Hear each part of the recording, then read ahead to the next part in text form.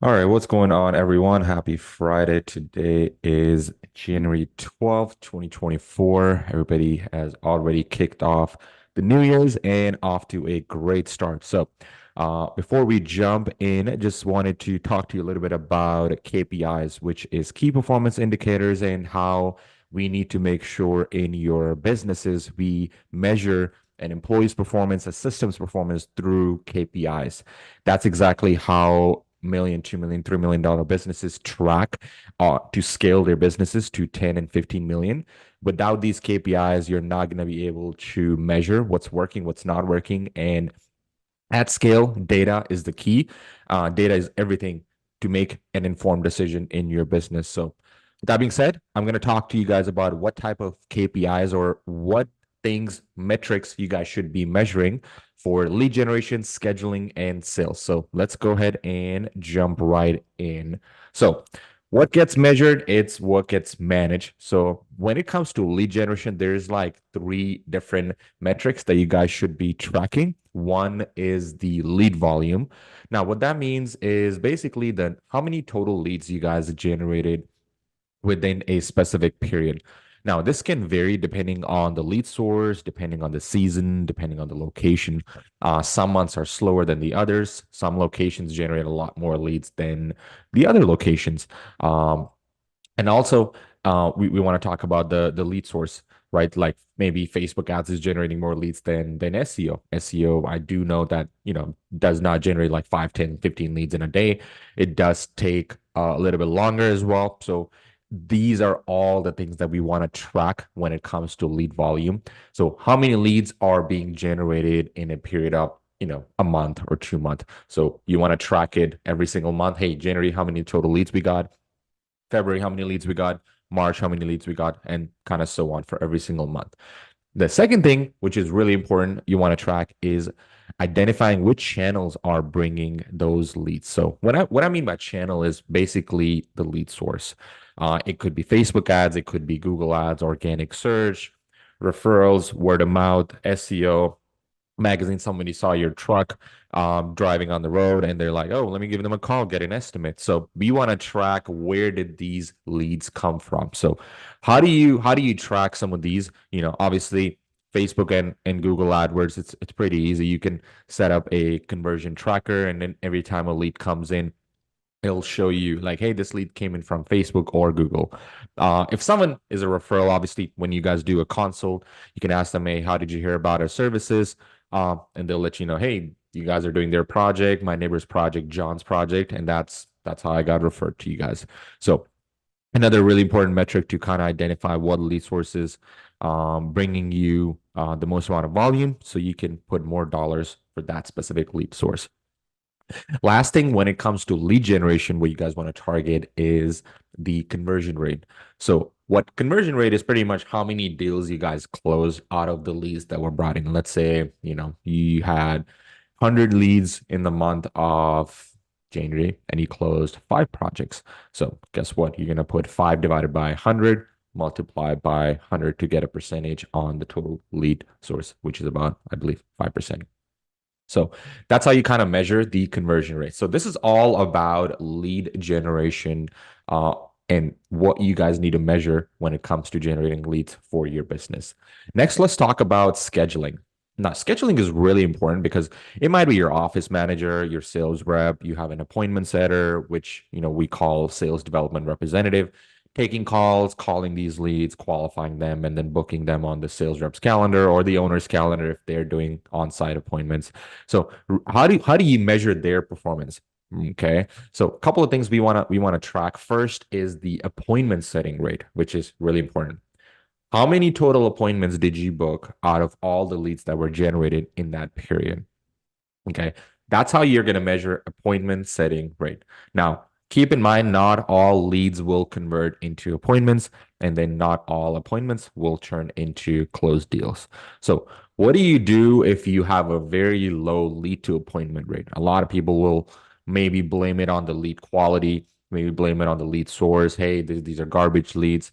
Okay, we get all of that. Might be the source, might be that. But think about it for a second on when it comes to your appointment setter. How did they handle that call? What was the conversation like? What was the time when they called the lead? All of these things do also matter when it comes to your appointment setting, right? So, are all the leads being called within the first 5 minutes? If it's not being called, chances of that lead converting into appointment does go down a lot, like a lot. And I'll talk to you about guys about what's the actual number. Now, how was the phone call handled? Did your appointment setter, your office manager spoke confidently, slowly, professionally? Did they rush on the call? Did they get all the necessary info needed, which is name, email, phone number, their address, they have a property survey, things like that. Did they greet them properly, ask them how their day is going, asking them how did they hear about us? Again, it goes back to the lead source. This is how you're going to track how did they hear about us. It might be, hey, I saw your Facebook ad. I just wanted to kind of get an estimate from you guys. So all of this matters. If someone just hops on a call, like, yeah, what are you guys looking for? Yeah, this is how much it costs, and then just hang up on you because the office manager was rude, or the sales rep was rude on the phone, and they just did not give them enough info for them to get excited. Yeah, I want you guys to come visit my house and kind of give us an estimate. So this sequence of how you have a phone call, the flow of the call, your tonality on the call matters a lot. Asking them some qualifying questions will get them to open up on the phone. This is basically your discovery, identifying the need, right? Like, why did they decide to get a project now? Why is now a right time? How long have you been thinking about this project? What are they hoping to get it done? When are they hoping to get it done? Which is, is it a plan for the summer, for spring? Is this a plan for next year? To kind of get them engaged on, what is their timeline for this? Where are they at in the process? Are they like have they already gotten quotes from other contractor? Are you the first one?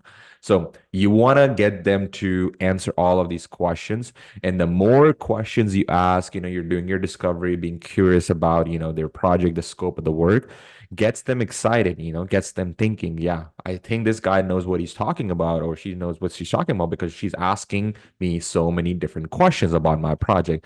They care. That's how you build rapport with your potential clients on the phone. So again, I've listed all these other questions as well. I'm not going to go over in detail, but if you guys are not asking all these questions, you're not being professional on the phone, you're not being confident, your tonality is not where it aligns with the customer's tone, like very slow, talking professionally, have a good energy on the call. Guess what? The person on the other side, they're gonna feel your energy. And at the end of the day, if the energy does not align with how they would want, someone who's answering the phone, guess what? You're gonna lose that opportunity to convert them into an appointment. So again, go through these questions. Next, we want to track is the no-show cancellation rate. So first thing in scheduling, we want to track is how many leads converted into appointments. Next thing we want to track is out of all the appointments you booked, how many people actually cancel these appointments. Now, the frequency of the appointments not being honored by the lead. Why does this happen actually? I've gotten this question asked a lot, like, "Hey, I'm booking all these appointments, and everybody's canceling or they're no showing." It always goes back to the quality of your conversation on the initial call. It can either increase or decrease this rate. So I'm going to repeat that one more time. The quality of your conversation on the initial call will either decrease or increase this rate. If you had a good call, your first discovery call, initial call, console, whatever you want to call it, if that is good, you spend some time on the phone learning, understanding about the project, understanding the customer, build some really good rapport with them. Well, guess what? They're excited to meet you now. They want you at their house. Okay. Now, if you're rude, if you're not professional, if you just rush them on the phone, well, guess what? And you're trying to pressure them to book an appointment. Next thing you know, it was like, hey, I'm just gonna cancel. Like, I'm not interested. They're they're not excited. You didn't get them excited for their project. Next, we want to ask ourselves is how much content about your company have they consumed prior to an on-site appointment? I kid you not, I have so many clients, where they do not send any company info to the homeowner prior to an on-site appointment. They'll talk to them on the phone, great conversation, they're excited, but there is no communication between the time they had the call versus the time they had set an appointment. It might be 7 days, 10 days. whatever it is, you guys need to be sending something to the customer for them to review, take a look at, consume your info. It could be an email, a thank you email. Thank you for your time, for hopping on a call with me, giving me an idea of what you guys are looking for. I want you guys to take a look at our company, learn about the type of projects we've done in the past. Send them an email, create a template with links to your social media, Instagram, Facebook, LinkedIn, a brochure, a company brochure, a PDF file, send it to them with the type of projects you guys have done. What do your crews look like? You know, like where are you guys located? What are all the certifications, credentials you guys have? What are all the licenses you guys have? How many projects you've done in the past? Testimonials, reviews from happy clients. That is all part of that package, that brochure that you will be sending to the customer. Now, if they don't know anything about your company, they don't trust you, they don't like you, and guess what? They're going to end up either canceling, or even if you do an on-site visit, you're not going to be able to close them because people buy from people that they know, like, and trust. Third, which is really important, is have a confirmation email and text reminder sequence. Um, Let me type this up real quick. Yeah, if you don't have this sequence, email and text reminder, people will either no show or they're gonna forget about that. Oh, I don't even remember we set this up. Oh, I do remember we set it up, but I forgot about it.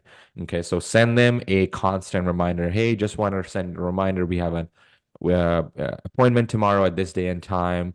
Looking forward to meeting you. Simple. So create a sequence, a reminder. We have that in our CRM, but if you don't use a CRM, highly recommend get one, whether HubSpot, job thread, go high level, anything. Get a CRM so you can send these text and reminder sequences. Very, very important right here. Also, fourth thing, I don't think I mentioned this is how far in advance did you book this appointment? Was it 2 days later or was it like a month later? Ideally, you want to book someone um within the next 3 to 4 days. So, and the reason why, because you don't want them to, like, like get a brain fog on, like, hey, what was my conversation like when I was talking to this person? You want them to be excited to see you, and and the experience they felt, on the initial call. So book them as fast and as early as possible, ideally within the next 24 hours, but within the next 3 to 4 days. That's it. That will also increase your chances of show rate or people not canceling your call. Okay, very important. Third thing we want to kind of track when it comes to scheduling is your time to appointment, which is how long it took your office manager, like I said, appointment setter, sales rep, to convert that lead into an appointment. It varies. Did they call them right away? Did they call them like a day later, 2 days later? What was that like? So the duration also matters. If you call a lead that was generated on Saturday and you call them on Monday afternoon, well, guess what? They're not going to answer you. You might leave them a voicemail. They're not going to respond to your text because maybe somebody else already reached out between Saturday and Monday and they already gave them an estimate and now they're like working with them. You don't know that 3 days is a lot of time. So you want to contact that lead ASAP. Okay. Which brings to the fourth thing that we want to track is the speed to dial right here. How quickly your team reaches out to the lead. Faster response time can significantly increase the chances of booking an appointment. So, what I've seen is contractors who call their lead within the first 5 minutes increases the chance of converting it into an appointment by 88%. Think about it, 88%. If you do not call the leads within first 5 minutes, you're going to lose that appointment by 88%. So, guys, highly, highly encourage you guys to call your leads within the first 5 minutes as soon as it's generated. Obviously, if you get a lead like 12 o'clock at night, don't call them right away. You can call them first thing in the morning, out of hours, but usually try to call them within first 5 minutes. You can also create an incentive structure for the person who's in charge of calling these leads. So you can send them a bonus, like, hey, every month I'm going to get you a bonus, and I'm going to track how many leads you call within the first 5 minutes. And if you hit this target, I'm going to give you an extra $100 or 200, whatever it is. You're incentivizing your employees to call your leads ASAP. That is the goal. Okay, you're incentivizing that behavior, how you want them to uh, be responsible in their role. So speed to dial is the fourth thing we want to track when it comes to scheduling. If you guys are doing all of this, I can almost guarantee you guys will have more appointments and more happy customers when you do an on-site visit. All of this. So let's talk about the next thing we want to do is sales, which is really important as well. Now, a lot of contractors don't track a customer, their sales reps close rate or their own close rate. They also don't track how much revenue they've generated on an average. And then fourth thing we'll also talk about is cost per acquisition.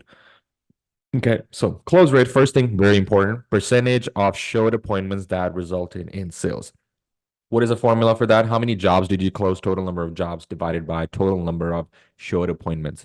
So if you close three jobs and you went to 10 appointments, well, guess what? Your close rate is 30%, which is really good for Facebook ads.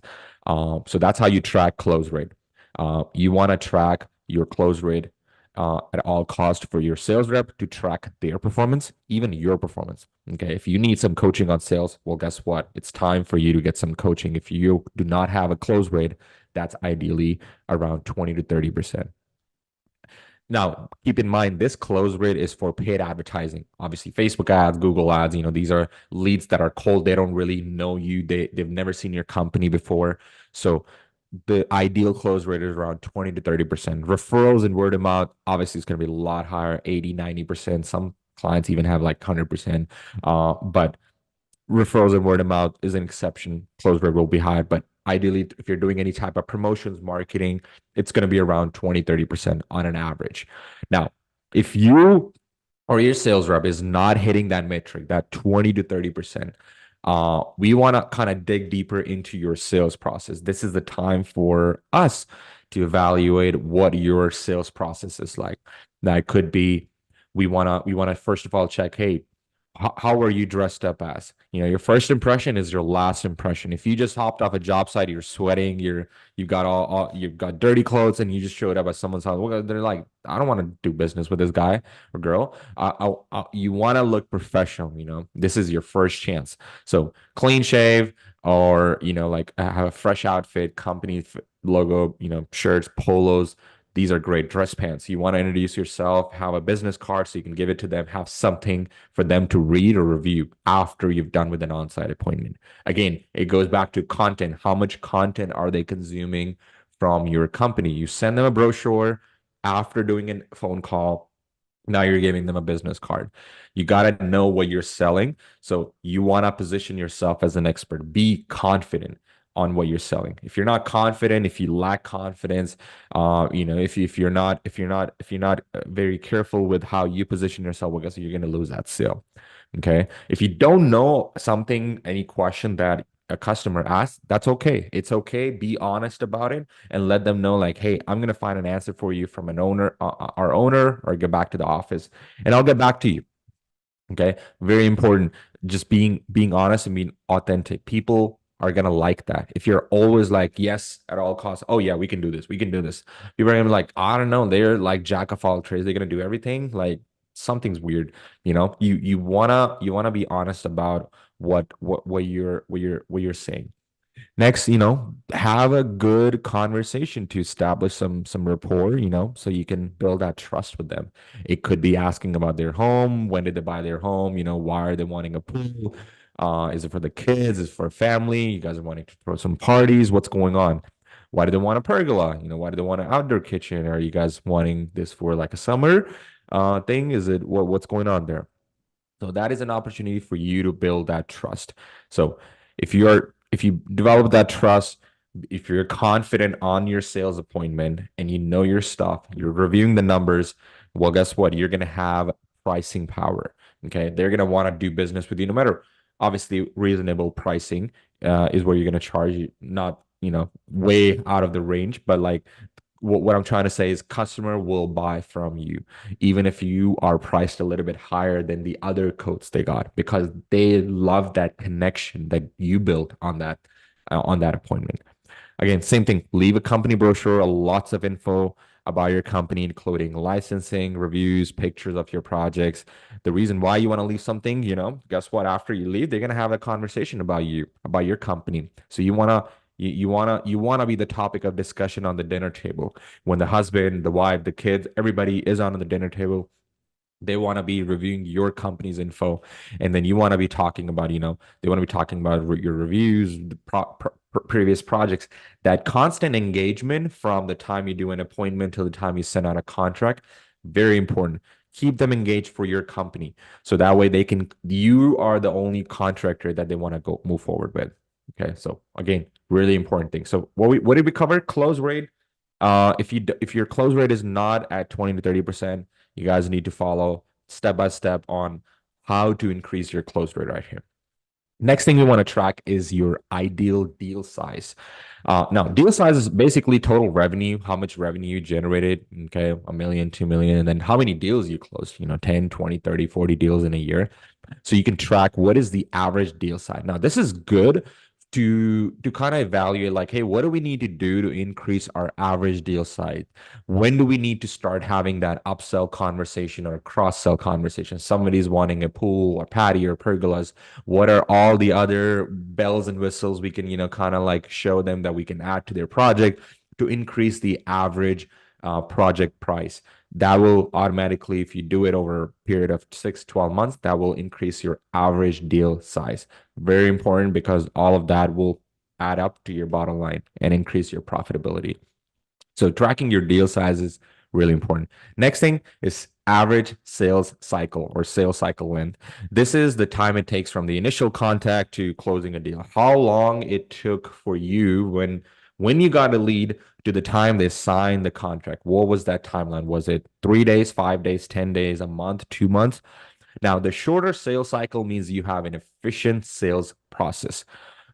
And that makes sense because, the time it took you to call the lead, which is within the first 5 minutes, the time it took you to book an appointment within the next 3 to 4 days, and the time it took you from an appointment to closing a deal within the next 7 days. Well, guess what? That's about 10, 15 days on an average, maybe 30 days if they're wanting some financing, some other hiccups, getting HOA approved, things like that. But on an average, the shorter it is, the more efficient your sales process is. That's what it means.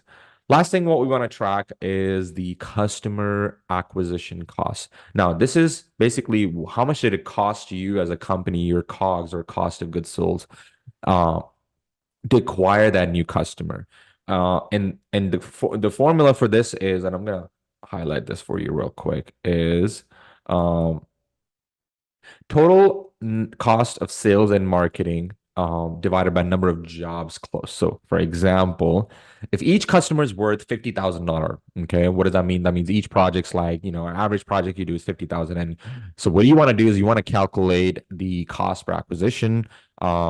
You'll need to know your total sales and marketing expenses. Let's say, you spend about 10 grand, and you acquire 10 customers, okay, and then each project's worth $50,000. Well, guess what? That's how you track cost per acquisition in this scenario. It's $10,000. Uh, Now, obviously, this is high. I'm just giving you an example. This is hypothetical. This is by no means, it's like you guys should be aiming for $10,000 cost per acquisition. No, that's not what I'm saying. I'm just giving an example on how to calculate this. On an average, it could be, depending on the source, if it's a referral, if there's no cost per acquisition, it's literally zero, except for your cost to pay your sales reps commission or whatever.